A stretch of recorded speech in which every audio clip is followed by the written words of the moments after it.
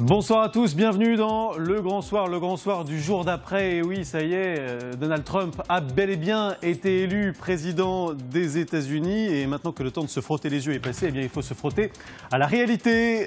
Ça change quoi exactement? Ça change quoi pour les États-Unis? Mais ça change quoi aussi pour l'Europe? Et ça change quoi pour la France? C'est ce qu'on va voir tout au long de cette soirée. Natacha Polony fait partie de ceux qui préviennent depuis longtemps que ce phénomène est inéluctable. Elle nous dira pourquoi dans quelques instants. 20h30, David Racheline, directeur de campagne de Marine Le Pen. Le FN, vous savez, était le seul parti qui soutenait Donald Trump ici en France. Le FN va-t-il être porté par cette vague Trump américaine? 21h, les sondeurs. Comment les sondeurs américains ont-ils pu passer à côté du phénomène Trump à ce point? Comment expliquer leur échec?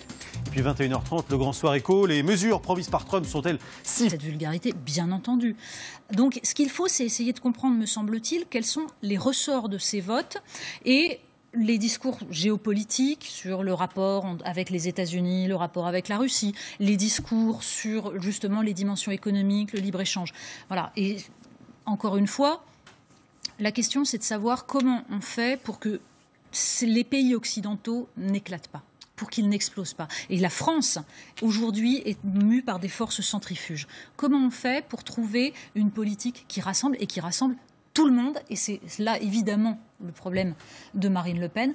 Comment elle peut aujourd'hui dire qu'elle va s'adresser à l'ensemble du pays en ne laissant personne, aucun Français, sur le bord de la route, en particulier ceux qui viennent d'ailleurs, ceux qui ne sont pas forcément son électorat. Et on posera la question tout à l'heure au directeur de campagne de Marine Le Pen. Merci beaucoup, Natacha Polony. On va poser la question aussi à Catherine Gentil de Cannes-Côte, qui est notre correspondante à Washington. De votre point de vue à vous, Catherine, qui connaissez évidemment par cœur les deux pays, y a-t-il des similitudes entre les deux profils, Marine Le Pen et Donald Trump? Oui, bien écoutez, en tout cas, Marine Le Pen, elle s'est sentie une proximité suffisamment forte avec Donald Trump pour le féliciter avant même qu'il ne soit élu officiellement 45e président des États-Unis. Alors sûrement que Marine Le Pen se prend à rêver, car après le Brexit, qui n'avait été vu venir par quasiment personne, et maintenant la victoire de Donald Trump, que les sondeurs et les analystes n'avaient pas vu venir non plus, peut-être qu'elle espère, elle, devenir l'année prochaine présidente de la République en France sans que ce soit annoncé nulle part. Mais alors c'est vrai qu'ils ont ensemble des points de vue qui sont très très proches. Ils ont une obsession ou en tout cas un objectif concernant l'immigration, même si en effet Marine Le Pen n'est pas allée jusqu'au point d'avoir l'idée de construire un mur comme Donald Trump veut le faire dans le Sud pour empêcher en l'occurrence les Mexicains d'arriver aux États-Unis. Ils ont aussi un discours assez comparable sur la sécurité. Et puis surtout, concernant la politique étrangère, ils ont un point de vue commun et qui est assez rare si on le compare avec celui des autres dirigeants occidentaux, c'est qu'ils considèrent que pour venir à bout des conflits et de la violence qui ravagent en ce moment la planète, eh bien, il faut discuter avec la Russie. Il faut considérer que Vladimir Poutine est un interlocuteur non seulement incontournable, mais un interlocuteur valable.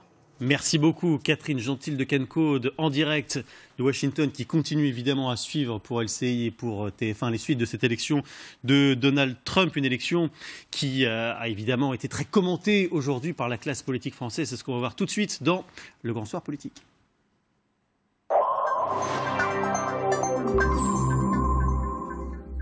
Avec vous, Justine Corbillon. Alors évidemment, depuis hier, fini le temps de se boucher le nez pour la classe politique française. Cette fois, il faut bien réagir, prendre position, parce qu'il est là, c'est un interlocuteur, c'est le président américain, il faut se le répéter. Le président Trump. Voilà, il faut prendre l'habitude, comme le disait Michael Moore il y a déjà plusieurs mois, il disait habituez-vous à l'expression président Trump, parce qu'il va falloir la répéter pendant 4 ans. Ils ont réagi comment les Français alors? D'abord, il faut dire quelque chose quand même, il faut dire ce qui est, ils ont été très nombreux à essayer de récupérer finalement le résultat de cette élection. C'est la première catégorie d'hommes politiques, ceux qui, maintenant encore plus qu'hier, parce qu'il y en a aussi qui le disaient déjà hier, se sont dit tout est possible et pourquoi pas nous. Il y a eu d'abord Emmanuel Macron, ça a été assez surprenant, il a bien sûr reconnu la victoire de Donald Trump, mais il a fait ce communiqué dont le titre est le suivant: rien n'est jamais écrit à l'avance. Évidemment, il espérait que ça se passe pour lui aussi, Emmanuel Macron, on ne peut pas évidemment les comparer sur leur programme, mais si on compare leur parcours, ils sont tous les deux du sérail de la nouveauté, qui ne représentent pas cette vieille classe politique. Il n'y a pas eu qu'Emmanuel Macron, il y a eu par exemple Benoît Hamon, il y a eu Nicolas Sarkozy qui espère bien sûr déjouer les sondages contre Alain Juppé, et il y a eu, ça va de soi, le Front National. Écoutez-les tous, espérez leur propre victoire. Le message du peuple américain doit être entendu.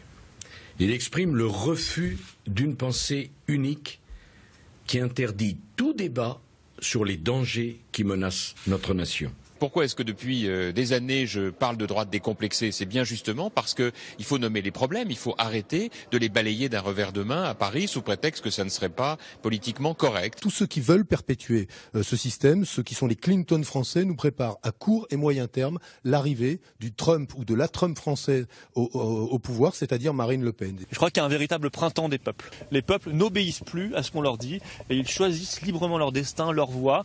Et ça, c'est une très bonne nouvelle. Quand on méprise les peuples, quand on délocalise, quand on plonge dans la misère la majorité des peuples, il ne faut pas s'étonner qu'à un moment, ça pète. Et voilà, pour le premier diagnostic, ceux qui finalement disent on vous l'avait bien dit.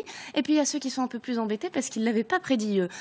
François Hollande, par exemple, il y a un mois, souvenez-vous, il avait dit les États-Unis auront une présidente. C'est pas franchement ce qui s'est passé. Du coup, ceux qui sont embêtés ce matin, c'est notamment le Parti socialiste qui a été un peu trituré entre accepter cette victoire et puis s'en offusquer un petit peu. Regardez ce tweet ce matin de l'ambassadeur français aux États-Unis. Un monde s'effondre devant nos yeux. Incroyable. Hein, c'est un tweet que certains Français, voilà exactement, auraient pu dire, mais de la part d'un diplomate, c'est nettement plus étonnant. D'ailleurs, diplomate français aux États-Unis. Hein, pour info, il a supprimé son tweet à peine 1 heure plus tard pour pas laisser de traces, mais c'était trop tard. Il s'est fait interpeller comme ça en disant mais que faites-vous de la démocratie, monsieur l'ambassadeur? Il y a eu François Hollande qui n'est bien sûr pas tombé dans ce travers, qui a reconnu cette victoire de Donald Trump, mais qui semble-t-il était un petit peu mal à l'aise dans son discours tout à l'heure. En tout cas, on a été très surpris de la manière dont il a conclu son discours. François Hollande serait-il en train de s'inspirer de Donald Trump avec ce mot très protectionniste qu'il a dit à la fin de son discours? Écoutez le président. La France d'abord, la France en toute indépendance et l'Europe avec elle. Merci. Et oui, France first. La France d'abord, je vous rappelle que l'Amérique d'abord, c'est un slogan de Donald Trump. Et oui, évidemment. Et il y a ceux qui ont dû se réveiller ce matin en ayant très peur pour leur propre cas. C'est notamment, évidemment, le cas d'Alain Juppé. Bien sûr. Alain Juppé, aujourd'hui, beaucoup se demandent, ne serait-il pas Hillary Clinton d'hier, celui que tout le monde prédisait comme étant le gagnant? S'est-il posé la question ce matin? En tout cas, il fait mine que non. Il a réagi aujourd'hui en disant, malgré tout ceci, attention, la démagogie et l'extrémisme font courir à la démocratie un grand danger. Alain Juppé qui a souvent rappelé qu'il était le mieux placé pour battre Marine Le Pen dans les sondages, sauf que justement ce ne sont que des sondages. Donc aujourd'hui, il devrait être un peu inquiet. Il ne l'a pas montré. Écoutez-le, c'était il y a quelques instants. Il est ce soir en meeting à Bordeaux. Alain Juppé, il a réagi. Tout n'est pas transposable en France. Les Français ne sont pas des Américains, mais enfin, il y a des leçons empiriques. Raison de plus pour combattre le Front National, raison de plus pour rassembler, raison de plus aussi pour être porteur d'un projet qui s'adresse à tous les Français, bien sûr, y compris à ceux qui sont dans la souffrance et dans le sentiment de colère ou d'abandon. Ils sont nombreux aussi chez nous. Justine. Pour les réactions françaises, ça. D'accord, pour les réactions françaises. On va maintenant revenir, voilà, c'est pour ça, on va maintenant revenir à la comparaison qu'on fait souvent, qu'on a commencé à faire tout à l'heure, entre Donald Trump et Marine Le Pen. Vous vous êtes intéressé au programme, aux idées, pour voir concrètement ce qu'il y avait en commun. Oui, parce que très concrètement, il y a beaucoup de choses en commun sur le programme notamment. 3 exemples en particulier. D'abord, ils veulent évidemment, c'est le protectionnisme qui a gagné l'élection cette nuit, ils veulent protéger leur pays du commerce mondial, protéger leur pays de l'immigration. Tous les deux sont très clairs là-dessus. Écoutez Marine Le Pen et Donald Trump. Mettre en œuvre la priorité nationale et demander aux étrangers qui ne trouvent pas d'emploi de rentrer chez eux, comme le font tous les pays du monde, États-Unis en tête d'ailleurs. Ils nous apportent la drogue, ils nous apportent le crime et ce sont des violeurs. On va construire un mur. Et qui va payer pour ça? Les Mexicains. Elle paraît modérée à côté Marine Le Pen, franchement. D'ailleurs, on va y revenir. C'est une phrase qui avait marqué la campagne américaine. Juste un mot pour dire qu'elle est un peu sortie de son contexte. Il n'a pas dit les Mexicains sont des violeurs. Il a dit voilà, ceux qui arrivent dans notre pays sont en général pas les plus gentils. Voilà. En tout cas, leur aversion pour l'élite, c'est leur deuxième point de rencontre. C'est un peu moins programmatique, mais c'est une caractéristique qui aujourd'hui est en train de faire élire Donald Trump. C'est la même chez Marine Le Pen. Ils veulent tous les deux être les candidats du peuple. Cette France des oubliés. Et j'irais même jusqu'à dire cette France des abandonnés, que les élites autoproclamées se complaisent à ne pas voir ou pire, regardent avec une insupportable condescendance. Just so you know, the elites are calling me all the time. They want to work a deal because you know what? They have never seen anything like this happen. Millions of people are going out to vote. They're going out to vote for me. Ah, il avait raison. Et c'est ce qui s'est passé, exactement. Ouais. On termine quand même avec un point qui distingue Marine Le Pen de Donald Trump. C'est justement ce que commençait à dire Natacha Polony tout à l'heure, c'est leur manière d'assumer ses idées. C'est vrai qu'ils sont tous les deux très énergiques à la tribune, parfois un petit peu provocateurs, mais finalement Marine Le Pen beaucoup moins que Donald Trump.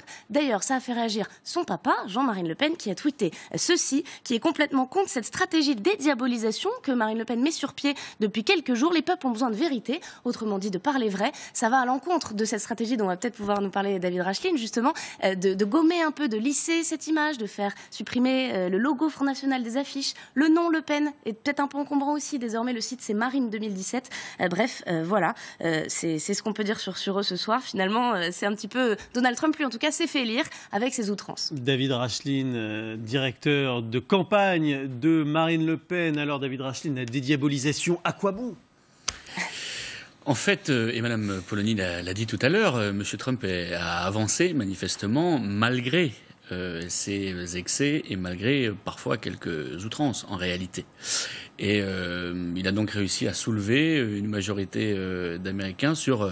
pas du tout sur des excès, sur des outrances, sur un projet politique. Oui. Parce qu'il ne faut pas prendre les électeurs pour des imbéciles. Oui. Ils savent parfaitement ce qu'ils font, ils savent parfaitement ce dont ils ne veulent plus, ils savent aussi ce dont ils ont besoin pour redresser leur pays. Trump, c'est vrai. Le même combat ? Non, mais les profils sont comparables. Pas exactement, parce qu'on peut pas dire que le contexte soit exactement, précisément le même. Mais il y a des grandes problématiques qu'on retrouve dans beaucoup de pays, dont la Grande-Bretagne, dont les États-Unis. Et la France, évidemment, en fait partie de ces pays qui n'ont plus de frontières, qui ont une désindustrialisation avancée du fait précisément de l'absence de frontières, de l'absence de patriotisme économique et dans une certaine mesure d'un protectionnisme intelligent. C'est en effet ce qu'a défendu M. Trump pendant sa campagne. C'est du protectionnisme intelligent de faire un mur sur la problématique de 1500 km non, sur la frontière mexicaine. Je parlais de patriotisme économique. Sur l'immigration, oui, il y a une volonté de contrôler ce qui rentre sur le territoire national.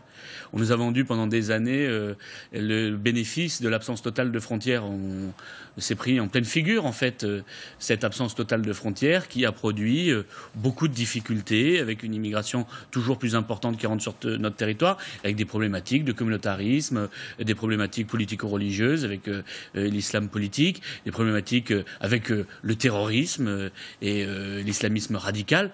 On ne peut pas nier tout cela. Et donc oui, il y a une demande de la part des peuples, au moins anglais, américains et français et européens, de bénéficier, oui, de la souveraineté de nos nations. En tout cas, ça regonfle les espoirs du Front National pour la prochaine élection l'année prochaine. Justine, certains adversaires du FN, d'ailleurs, le disent. La question qui se pose finalement pour beaucoup d'hommes politiques qui ont réagi aujourd'hui, c'est la suivante. Puisque cette élection de Trump semble avoir chez certains provoqué un choc, quelle va être la conséquence de ce choc ? Est-ce que ça va être pour certains électeurs de se désinhiber, de se dire après tout, regardez, c'est possible ailleurs, oui. Pourquoi pas nous, etc. Et puis au contraire de se mobiliser pour dire non, on ne veut pas faire comme aux États-Unis. D'ailleurs, nous ne sommes pas les États-Unis. De pensées exprimées ce soir par à gauche Olivier Falorni et puis à droite François Fillon. Écoutez. Boris Johnson qui a porté le Brexit, Donald Trump qui gagne l'élection présidentielle américaine. Tous les sondages nous disent que Marine Le Pen ne pourra pas gagner. J'ai tendance maintenant à croire l'inverse et je considère que Marine Le Pen est probablement la favorite de l'élection présidentielle de 2017. Ça n'a strictement rien à voir et la vérité c'est que personne n'en sait rien, en tout cas certainement pas en France, et la comparaison entre la vie politique française et la vie politique américaine n'est absolument pas raisonnable. Qui a raison entre les deux, David Rachlin ? Mais de toute façon, la classe politique française, c'est le déni permanent. Donc, on Olivier sait Falorni, Olivier Falorni qui est à gauche dit Marine Le Pen, c'est la favorite. Oui, particulièrement M. Fillon, vous avez raison. Au moment du Brexit, on a dit... c'était d'abord un drame absolu, puis on s'est aperçu que finalement tout se passait normalement, que la bourse ne s'était pas effondrée, que c'était... Ils sont pas encore sortis. Enfin, c'est tout comme. Pour les observateurs et pour les analystes, oui, pour les observateurs et les analystes financiers, c'est tout comme. Et donc, ensuite, on nous a dit, si M. Trump gagne, ça va être l'enfer, etc. Bon, on va s'apercevoir dans les prochaines... Pardon, c'est un peu récent, il arrive le 20 janvier à la Maison-Blanche. On va s'apercevoir dans les prochaines semaines et les prochains mois que ça se passera évidemment très bien. bien. Ouais. Et puis surtout, la grande cause de l'arrivée aux responsabilités du nouveau président des États-Unis, c'est que les autres responsables publics, les autres gouvernements ne se sont pas rendus compte de l'état dans lequel vivait le peuple, de la situation qui était celle du peuple américain, du peuple français, du peuple anglais. Ils sont dans le déni. Est-ce que Marine Le Pen est aujourd'hui favorite? Dans le déni le plus total. Et ils se disent aujourd'hui, non, ça n'arrivera jamais en France pour un certain nombre. Mais bien sûr que si, cela va arriver. Favorite ou pas? Bien sûr que Marine Le Pen va bénéficier d'une dynamique dont elle bénéficie déjà. Je rappelle quand même qu'elle est en tête de la plupart des sondages et que nous avons fait des résultats aux élections récemment qui sont assez spectaculaires et qui n'ont jamais été réalisés par le Front National, et qu'elle bénéficie d'une dynamique. Pourquoi? Parce que les mêmes causes produisent parfois les mêmes conséquences et qu'elle est en mesure aujourd'hui de proposer une rupture véritable avec une politique qui a échoué dans tous les domaines. Dans notre pays, mais aussi dans un certain nombre d'autres pays. En même temps, David Rachline, vous avez eu une grande déception quand même au régional, parce qu'il y avait des circonstances qui étaient extrêmement favorables pour vous, notamment en PACA, où vous aviez une bonne candidate, il y avait en face Christian Estrosi, tout était réuni, et puis patatras, on a vu qu'au second tour, lorsque vous faites un très fort score, il y a quand même encore en France un très fort vote de rejet contre le Front National, et on a vu l'échec. Comment vous voyez en 6 mois les choses évoluer? Qu'est-ce qui peut changer? C'est précisément le temps de la campagne. Parce que tous les 6 mois, vous dites ça, mais en même temps, tous les 6 mois et tous les ans, et à chaque fois qu'il y a une élection, une nouvelle échéance, on augmente de manière spectaculaire. Souvenez-vous des élections européennes. Mais vous finissez toujours par perdre. Mais les 50,1, vous n'y arrivez pas. Dans le Nord et en PACA, vous parlez à quelqu'un qui est devenu maire et qui était élu au suffrage universel. Donc on ne perd pas à chaque fois. On avait même gagné lors des élections européennes, où nous étions arrivés en tête. On avait fait, je crois, 25% des voix. On nous avait dit, ça y est, le plafond de verre est atteint et plus jamais ils n'augmenteront. Et non, quoi. Aux élections régionales, on a fait pas loin de 40% au premier tour, 45%, près de 50% au second tour. La fois prochaine, ce sera 52, 53, 54, je ne sais pas. Mais il vous faut des alliés pour arriver au second tour? Il nous faut rassembler, évidemment. Quels alliés? Et il nous faut rassembler le peuple français, mais dans le cadre d'une majorité présidentielle. Il y aura des gens qui sont du Front National, évidemment, dans cette majorité, mais il y aura aussi des gens qui ne sont pas du Front National. Qui Mais ceux qui voudront. Vous avez des noms? Tous les patriotes qui voudront soutenir. Vous avez des noms? Tous les patriotes qui voudront soutenir la présidente de la République élue et qui voudront participer de ce projet de redressement national. C'est une réaction assez modérée de votre part quand même. Quel est l'état d'esprit de Marine Le Pen? Est-ce qu'elle y croit pour dans 6 mois? Est-ce que vous avez l'intention, en tant que directeur de campagne, de poursuivre cette stratégie d'apaisement? Elle est très calme, Marine Le Pen, depuis quelques semaines, depuis qu'elle s'exprime. Mais Marine Le Pen a toujours été très calme. Mais surtout, on l'entend pas, on la voit pas. Elle est riche de convictions. On l'a vu tout à l'heure. Elle a fait une déclaration pour parler de l'élection de M. Trump à la tête des États-Unis. Cet après-midi à 14h30, elle s'exprime régulièrement. Elle est ce soir, je vous signale, pas faire de publicité pour le concurrent, mais elle fait un journal de 20h. Non, elle s'exprime régulièrement. Elle travaille sur le fond. Elle prépare son projet présidentiel qui sera présenté à Lyon. Et surtout, elle rencontre les Français sur le terrain. Vous avez parlé des conséquences. Il y a quand même une première conséquence pour la France, de l'élection de Donald Trump, c'est que le dollar est en train de baisser, par exemple. Ça, c'est pas très bon pour l'économie française. Vous dites ça, et puis dans 2 jours, il sera remonté exactement au même niveau qu'il y a 3 jours. Des barrières à l'importation des produits français, c'est pas très bon pour l'économie française. Ce qui serait très bon, en revanche, c'est que, comme c'est la volonté de M. Trump, c'est qu'on évite le traité transatlantique qui va finir de liquider notre agriculture, qui va finir de liquider une partie de notre industrie dans un certain nombre de domaines, et je crois que ce serait heureux. Donc, il est un peu mort et enterré, le traité transatlantique. Au contraire, oui, avec l'élection de M. Trump, probablement, vous avez raison, et c'est tant mieux. Donald Trump qui aime la France, figurez-vous, c'est vrai qu'on le dit assez peu parce que ses dernières déclarations ont été assez critiques vis-à-vis de notre pays, notamment après les attentats. On va les réentendre d'ailleurs, ces déclarations. Le rappel des relations entre la France et Donald Trump, il est signé Yael Chambon. Au lendemain des attentats du 13 novembre, Donald Trump, en meeting au Texas, demande à la salle 1 minute de silence. Candidat pro-armes, il utilise l'événement pour défendre ses théories. Quand vous regardez Paris, où la loi sur la détention d'armes à feu est la plus stricte au monde, personne n'avait d'armes, à part les terroristes. Personne. Et ils ont été abattus un par un. Mais s'ils avaient eu une arme et le droit de porter une arme, la situation aurait été bien différente. Après Nice et Saint-Étienne-du-Rouvray, les attaques de Trump contre la France se font plus directes. Regardez la France et regardez les autres pays. C'est catastrophique, catastrophique. J'ai des amis qui vont en France chaque année. Ils adorent ce pays.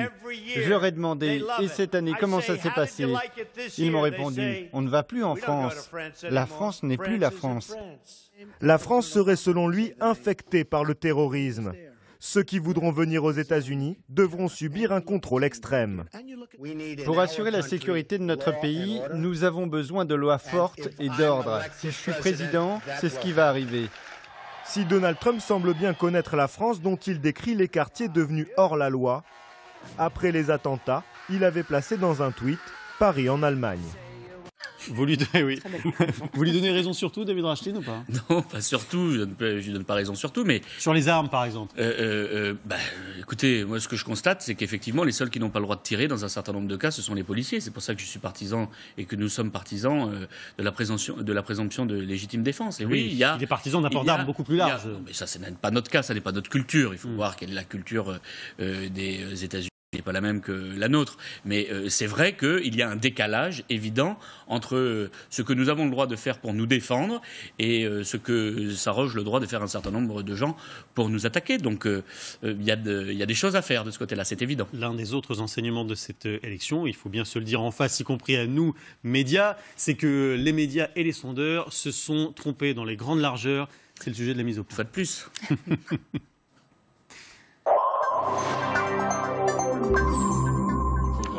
Si je ne le suis pas aujourd'hui, je ne serai jamais. Oui, il dit si je ne suis pas taquin aujourd'hui, je ne le serai jamais, David Rachlin. Alors la mise au point donc elle concerne les sondeurs. Soyons précis, Renaud Pilat, oui ou non, se sont-ils trompés? Alors, comme à chaque surprise électorale, évidemment, les sondeurs sont en accusation. On avait eu ça après le Brexit. Eh bien, si on regarde ce qui s'est passé hier, c'est plutôt non.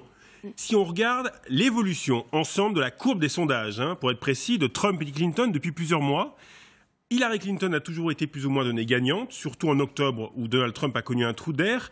Mais depuis plusieurs semaines, vous voyez depuis plusieurs semaines, en rouge, eh bien, il remontait progressivement. Et s'il n'y a qu'une seule chose à retenir ce soir de cette mise au point, je vous le dis, c'est qu'il ne faut pas tirer de conclusion d'un sondage, mais d'une suite de sondages. C'est comme en mathématiques. Ce qui compte, c'est la dynamique de l'opinion. C'est un film et non pas un arrêt sur image. Les politiques le savent très bien. Et donc, si on prend la moyenne des dernières enquêtes depuis 3 jours, Hillary Clinton était à 46,8%. Et Trump à 43,6%, 43,6%. 3 points d'écart, c'est la marge d'erreur. Donc non, les sondeurs américains ne se sont pas totalement trompés, même s'ils peuvent progresser. Oui, ils peuvent être plus précis quand même. Ils peuvent être plus précis. Je ne rentre pas dans les détails. Il y a eu des votes en ligne, des votes par téléphone. Il y a à améliorer. Alors deuxièmement, pourquoi, malgré tout, ça reste une surprise? Eh bien, parce qu'il existe de plus en plus ce que les spécialistes appellent un vote caché. Eh bien, le vote caché, c'est quoi? Comme son nom l'indique, eh bien, c'est le vote que les sondeurs ont de plus en plus de mal à prévoir. Pourquoi? Parce qu'il s'agit d'électeurs qui, depuis des années et des années, ne votaient plus. C'est les gens en colère, c'est les gens déclassés, c'est ce qu'on appelle aux États-Unis et en France, ce que le Front National le dit, les oubliés. Tous ces gens-là eh bien, ne votaient plus. Or, les sondeurs, souvent, se basent sur les votes précédents. Et oui. Par définition, ils ne votaient pas. Donc, ces nouveaux électeurs ne sont pas pris en compte dans les sondages. Alors, lorsque tous ces gens en colère, tous ces déclassés, tous ces oubliés, eh bien, votent, eh bien, ça montre... Ça change tout. Ça change tout, ça montre des scores très importants. Par exemple, le vote rural dans l'Amérique, hier, a fait exploser le score de Donald Trump. Un chiffre, Hillary Clinton a perdu 7 millions de voix par rapport à Clinton en 2012. Les jeunes ont moins voté, la communauté noire aussi, et Hillary Clinton... Par rapport à Obama en 2012. Et Hillary Clinton a payé son impopularité. Dernière chose, est-ce que ces changements de mobilisation dans les différents électorats peuvent avoir des conséquences sur la primaire à droite et en 2017 ? Sur la primaire à droite, on a dit un mot tout à l'heure, non, puisque ça concerne globalement un électorat qui est politisé, plutôt privilégié à droite, et donc il a l'habitude d'être pris en compte. En revanche, en 2017, effectivement, Marine Le Pen suit à peu près la même stratégie que Donald Trump sans les outrances. Elle s'adresse aux gens qui ne votaient pas. Et si tous ces gens qui ne votent pas, les jeunes, les déclassés, les classes ouvrières, les catégories populaires, votent en masse, et de l'autre côté, ce qu'on appelle les insiders, les gens qui profitent de la mondialisation, des centres urbains votent moins, Et on peut arriver un jour à une participation qui profite désormais au populisme, là où avant on disait que quand on s'abstenait, ça ne bénéficiait pas au Front National. Et aujourd'hui, lorsqu'on s'abstient, c'est les partis de gouvernement qui sont pénalisés. Et plus on vote dans certains quartiers, notamment à Draguignan, et bien plus, ou à Fréjus, et bien plus ça profite au Front National. Donc on peut dire ce soir que oui, Marine Le Pen peut effectivement arriver au pouvoir. La question, c'est de savoir quand.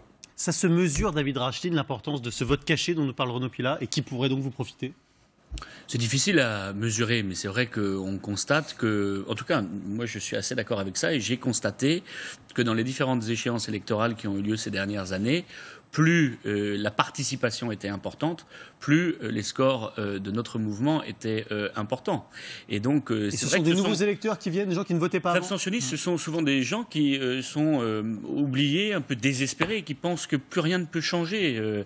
Et en même temps, quand on voit les politiciens qui se succèdent à la tête du pays depuis des années, on se dit qu'il y a peu de chances pour que ça change. Si, nous avons une solution, c'est notre mouvement politique et c'est la candidature de Marine Le Pen qui peut permettre un changement. Et c'est pour ça que nous croyons que nous allons être capables d'aller mobiliser les abstentionnistes qui n'allaient pas toujours voter jusqu'ici. David Rachlin, directeur de campagne de Marine Le Pen en 2017. Un sondeur sera avec nous justement tout à l'heure, Jean-Daniel Lévy de chez Harris Interactive, pour essayer de nous expliquer pourquoi la plupart des sondeurs américains, pas tous, sont tombés. À côté, le grand soir, ça continue juste après le journal. À tout de suite.